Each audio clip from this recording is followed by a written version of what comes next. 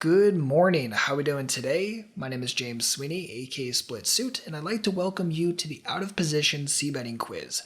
This quiz is going to test your ability to understand your line creation when you're the one that has the lead in the hand and has to decide if you want to CBet or take another line. So in all of these questions, you have four options. You can either fire the CBet, you could check with the intentions of check folding, check with the intentions of check calling, or check with the intentions of check raising. Of course, anytime you check, your opponent could check behind, but it's best to have a plan in advance if they do decide to bet after you check. Now, good players understand that a mixed strategy may very well be correct in many of these situations where, again, you're out of position as the preflop aggressor, meaning that you may bet it sometimes and check raise it sometimes. But for simplicity purposes for this quiz, choose the action that happens at the highest frequency.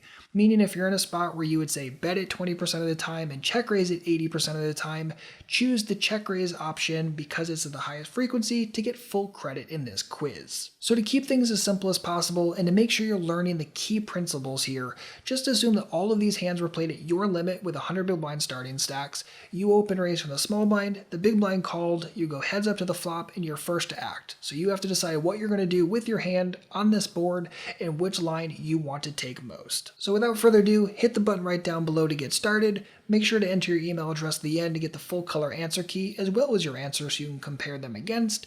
And of course, good luck.